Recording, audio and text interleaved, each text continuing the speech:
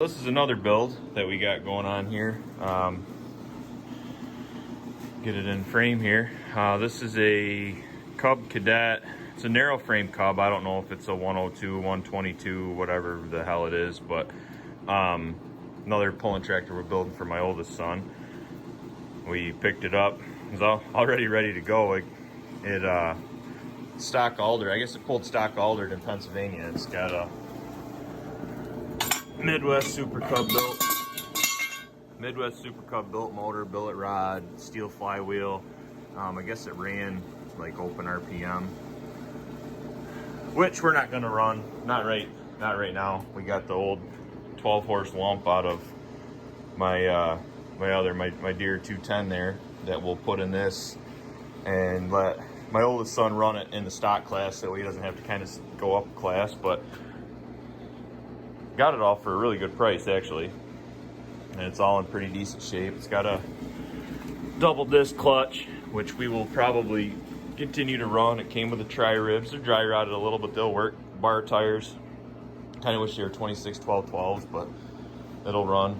We had to get pretty freaking creative on the old steering column because they tried to weld a steering wheel onto it and did not a very good job, but that's beside the point. So we're just we're stripping it down. I should have shot a video of it together, but I didn't. So anyways, we're stripping it down. Their kids are off school this week, so we're gonna drop the rear end out of it, drop the front axle out of it. I bought a axle from Vogel, a nice drop axle that'll still pivot and everything, so that'll drop the front end down. I actually bought two of them. I bought one for this tractor and one for my Deere, which is over here, which I have all the framework just about done to put the twin cylinder in, which probably be in another video. You'll see that what I started with. You can see I dropped, get my hand out of the way, I dropped the frame 1.25 inches to line up for the Magnum V twin. Had to cut out for the oil filter right there. I got to weld a piece of steel in on this side over here, but I have the motor all torn apart because I'm cleaning it up. So I didn't want to weld the piece of metal in the wrong place. So I got to do that, and then I need to stand the frame up and weld the inside of these gussets. We gusseted it all, and make sure that all my clearances are good. And then I got to take the jugs down and have them bored, the valves done and everything, but then this will be ready. I bought a new clutch system from Zach Kerber machine. But yeah, so this one here, I bought a new adjustable pull-in hitch, and we'll have to come up with some wheelie bars, or wheelie bar wheels. The wheelie bars on it are actually really nice. But yeah, it was all set up, ready to go, and I guess it wiped the lifter and that motor or something, so the kid sold it for a really good price. But yeah, so that's where we're at. Like I said, kids are off school this week, so hopefully we can get it shot, get it, sanded down and get it shot and painted, and we can get it most of the way back together for them. So this is what we got here. We got it stripped down to bare frame, and this is why you don't rush a job. I got in a hurry to paint it, and I should have just gone and got some MBP car paint because I know how that works. And instead, we tried to use the Magic branded stuff from Tractor Supply because I really like their can paint. Works really well. So I figured I'd give this a shot. And I don't know what the hell happened. It freaking, you can't sand the shit because it's so gummy. Wants to just come right off. And I don't know. I'm less than thrilled with it. Now I've got a bigger mess than when I started. So, and I don't think I saved any money on it either. I'm not impressed. So now I get to clean all the freaking paint off, but I'm also going to go back through. We got to keep those holes. We got to keep that one, I believe. Not sure about those two, but all these ones up here can be filled in. Got to knock the nuts off right there. I'll knock the nuts off of that, and I'll just run a piece of flat bar up the inside and basically use it as a plug weld. But we fill all those holes in. We don't need any of them, and it'll just look better when it's all done.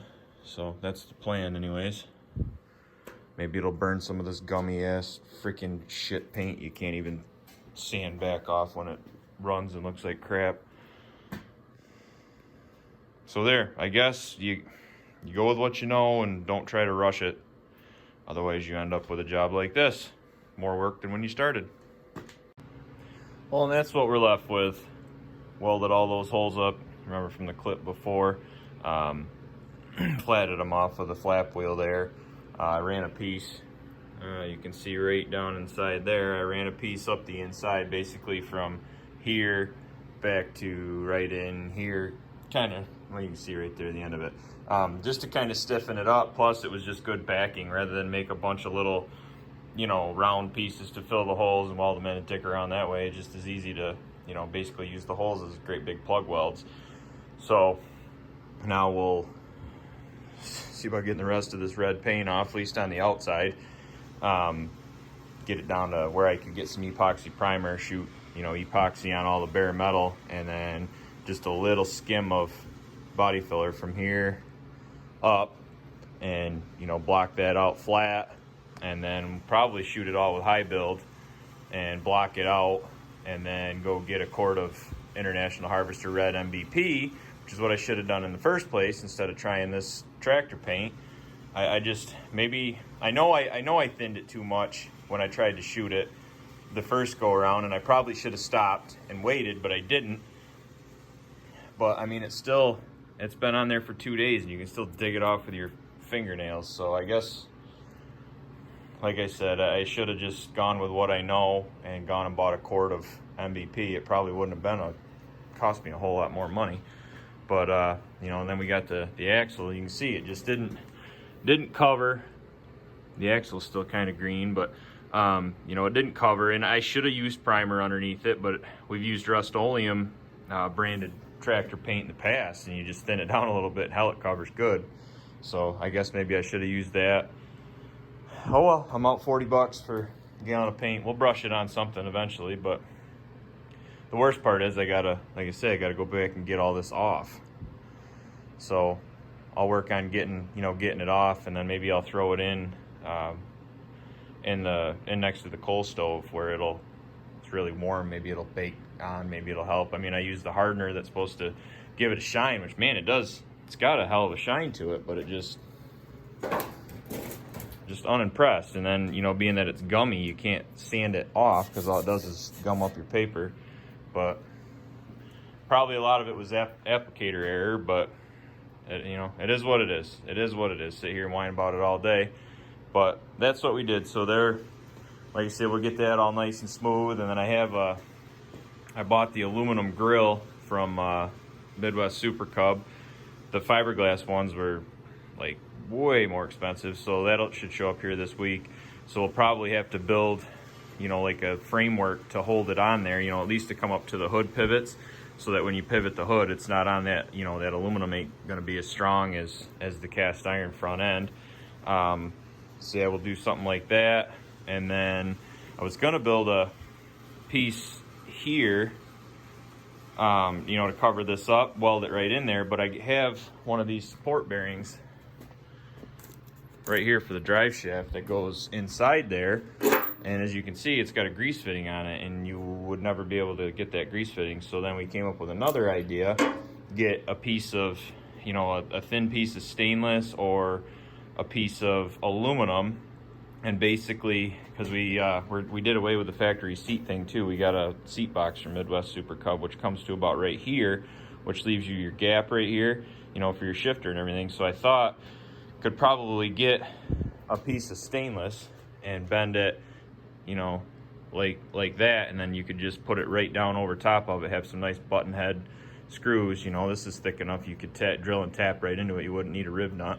You could drill and tap right into that and have some button head screws, and then, you know, you could pull some screws and take the whole thing off, or we could, you know, leave this open and have just a little cover that went over it, you know, and do something along those lines that would cover up this hole and this hole in here. You know, I mean, I could put a piece of metal in and do that, but I think it would just look good, you know, the red, because the front wheels are there, they're polished aluminum. The back wheels are over there. I'm going to powder coat those in a chrome, because that'll kind of sort of match, because insufficient funds to buy nice shiny aluminum wheels for it. But so that's where we're at.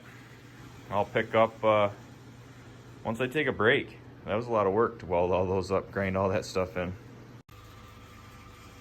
Well, this is where we ended up with this frame. That paint that I had on there that been on there 3 days, you can still dig it off with your fingernail. But anyways, we ended up wire wheeling it.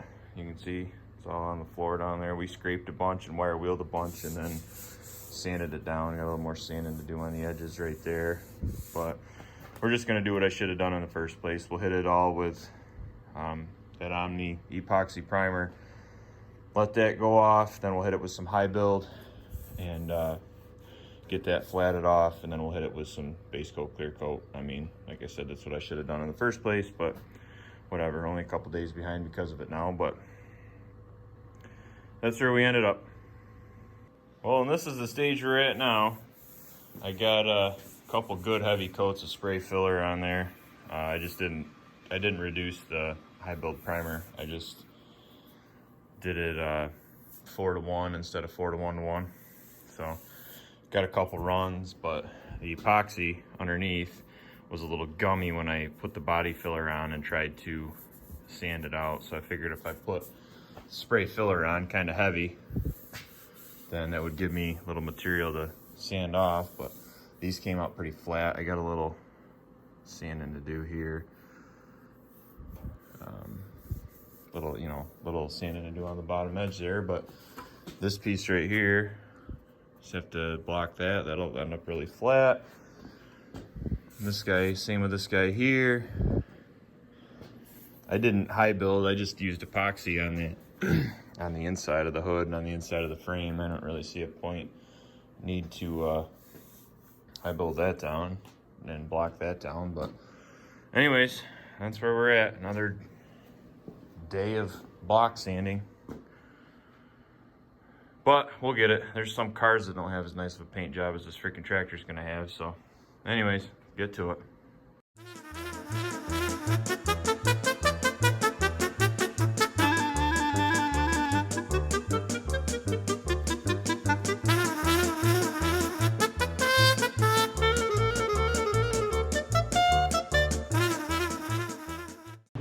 That's with 2 coats of base coat on there. This fender here I'm probably gonna have to grind back off. Thought I had it good and flat, but it looks like crap on the top there. This one here isn't too bad. Paint's crawling a little on the edges, but I don't know why, but it is. Frame looks good, front axle looks good, tower looks good, rear end looks good. I still have to paint the hood. I got some more body work to do on the hood, so I'm not super concerned with this. If I have to grind this back off, you can't really see it in the camera, but I can see it right along the edge right there. And it's got a screwed up spot right there. I don't know what happened, but I mean, I'm already gonna have enough clear mixed up for it, so we'll just hit it with a clear and see what happens. The tower came out all right. That probably should have been sandblasted, but it wasn't, so that'll be good enough. Frame came out pretty good. I mean, you got to remember, this is just a freaking garden tractor, but you know, the hood's got to look the best. That's why I didn't paint it. The hood's right there. It's got some screwed up spots in it. I'm gonna have to put some primer back over this, some regular primer. I sanded back through it because the epoxy was screwed up underneath it, but yeah, I don't know. Seems like you do a few jobs and everything goes as planned, and then you do one that you really care about and you're running into nothing but problems. But it is what it is. So this is MBC. I've never sprayed MBC before. I've only ever sprayed MBP, and this doesn't seem as forgiving as that. But I had a reaction. I didn't use sealer either, maybe that's why, but I had a little bit of a reaction with the epoxy primer, especially on the axle tubes and whatnot there. I had a little bit of a reaction, and then I had a little bit of a reaction there too, but it is what it is. We'll see what happens. We got to do is grind it off and start over. And then I got motor up there. I just piss can that. There's the flywheel. So once we get the clear on, we'll see how she looks. That's what we ended up with. Where I said I had to grind this fender back down, it actually, the clear blended it all in. Can't really see it. Maybe if the light hits it just right, but it's not worth grinding the fender back off. It actually came out really good. Might give them a quick buff just because we can. That piece right there came out amazing. Rear end came out good.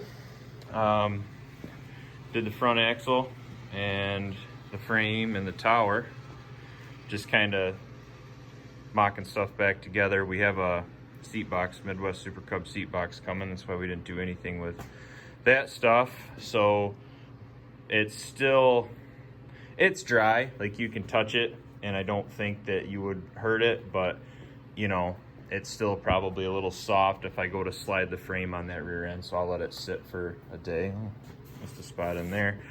It's kind of hard to get the paint gun up in there. Thank goodness you won't see any of that. We'll get a piece of like brushed aluminum or something and put it right here to cover those holes. I was gonna go up around the whole tunnel, but I kind of like it. It came out really good. We'll make a plate to kind of cover this. You know, maybe notch it out. We could get a bolt in right there. We could have another bolt there. We could have 1 and 2, you know, just to kind of cover that with a nice little brush plate. That way we can get in there and grease that bearing that I was talking about before. This front axle, this is from Vogel. They say who makes them on their website. I don't remember, and I'll get a different pin for that. That's just in there for the time being.